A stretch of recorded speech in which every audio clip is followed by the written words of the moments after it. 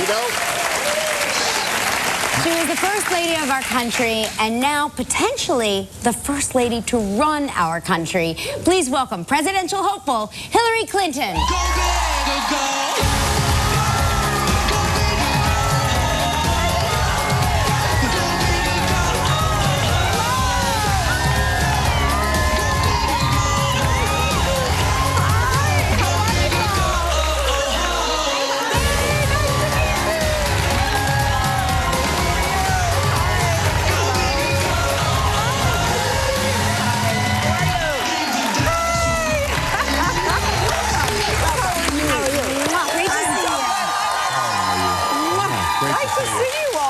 It's nice to see you. Now, firstly, let me just say, that looked very presidential when you walked out here. It really did. It's very good. We don't know what to call you. Oh. Is it Mrs. Clinton? Is it Matt? How about Hillary? Hillary. Yeah. Okay. For now. If I can call you Kelly and Michael, yes, is that okay? Yes. Good. Yes. Yeah, that's very easy. Yeah. Well, you know, I have to ask you, you're the first, you could be the first female president of the United States. And I'm just curious because, you know, I know how my households are run and how, and I feel like women have so many qualities that I think would be great and do. What do you think would be some of the advantages of a female as our president? Well, I love that you think that, Michael, because I obviously agree. I think that, I think they're, you know, first of all, we're great multitaskers. I agree. Don't you think? Yes. And so there's always more things going on in your house, so you multiply that for being in the White House.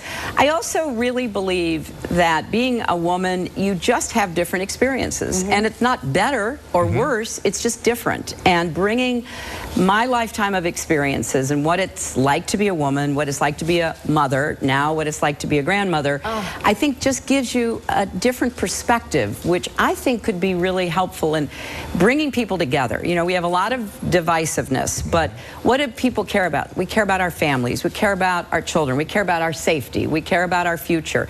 And focusing on that and not so much on all the little things that divide us is part of what women have to do every day, because in addition to being good multitaskers, you got to keep everybody around the dinner table being in a good mood. Yeah, you got to keep, now that we're getting toward Thanksgiving, you've got to keep everybody behaving.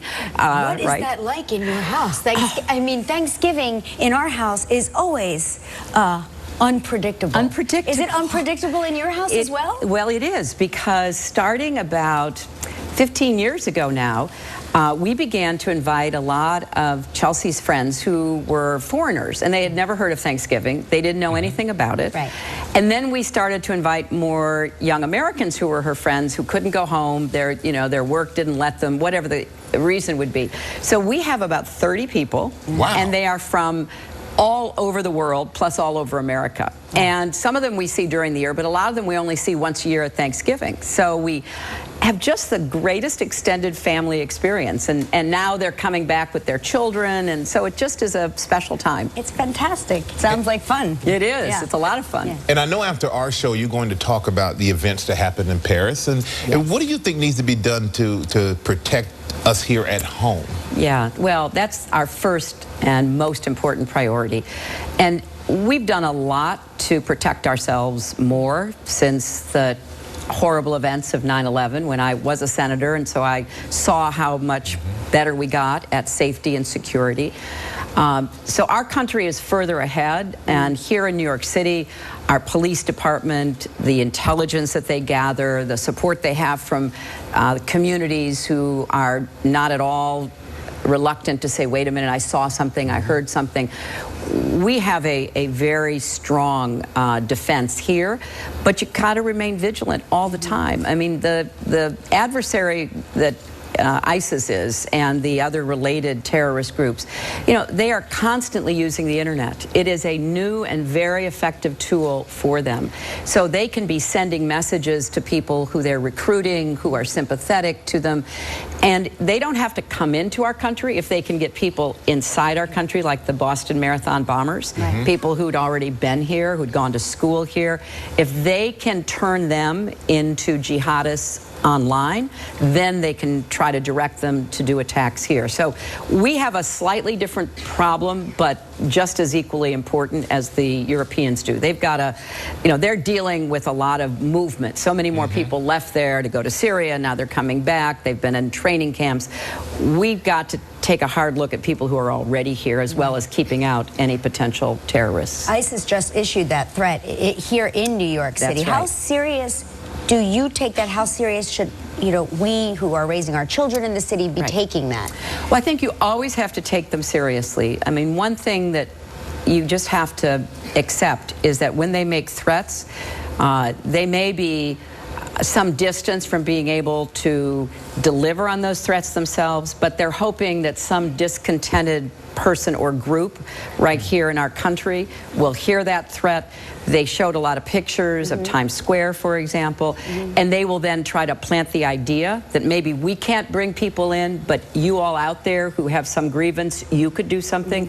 And it's way too easy to get guns in our country. Terrorists can get guns who should never be allowed to. They're on the no-fly list, but they often aren't checked, or they can get guns online. So we do have to take it seriously. We have to be vigilant. However, that shouldn't affect how we live our lives. Right. And it's especially important with kids, and you have teenagers, and you have, I think, twins, right? Yeah, 12 or 13, 11. Yeah.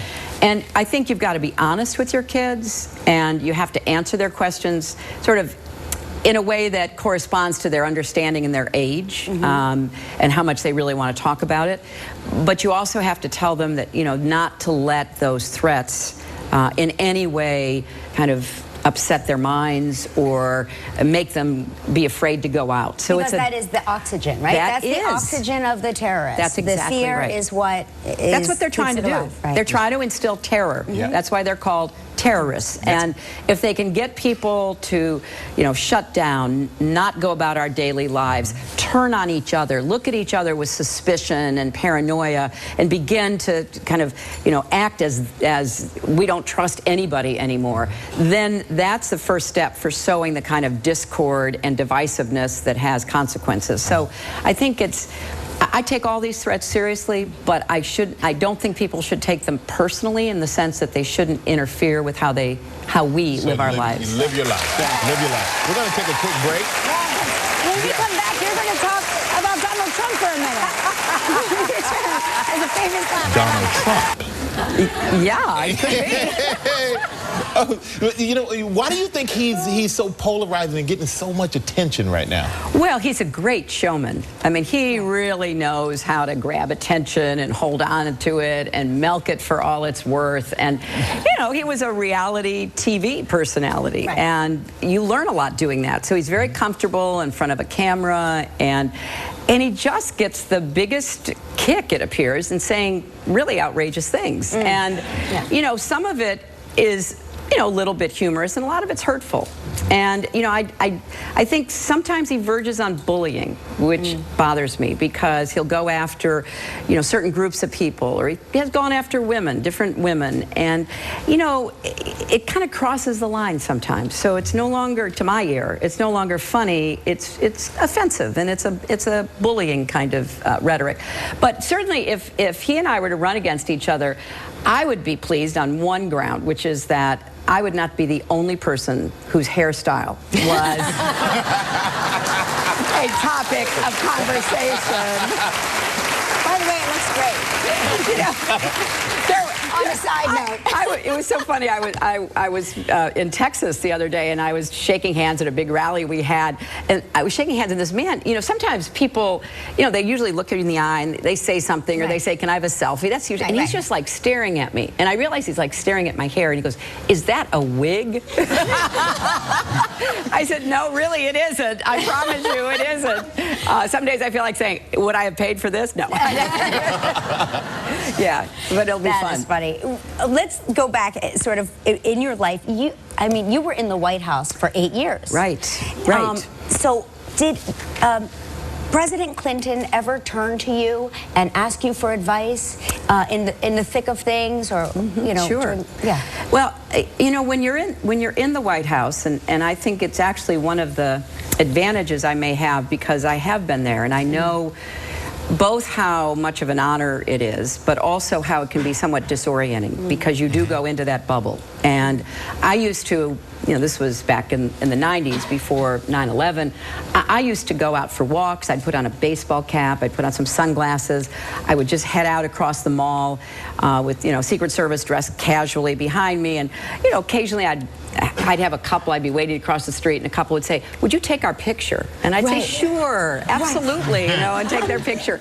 And so I got out of it. Now I know it's even harder because of 9/11, and the security is so much deeper.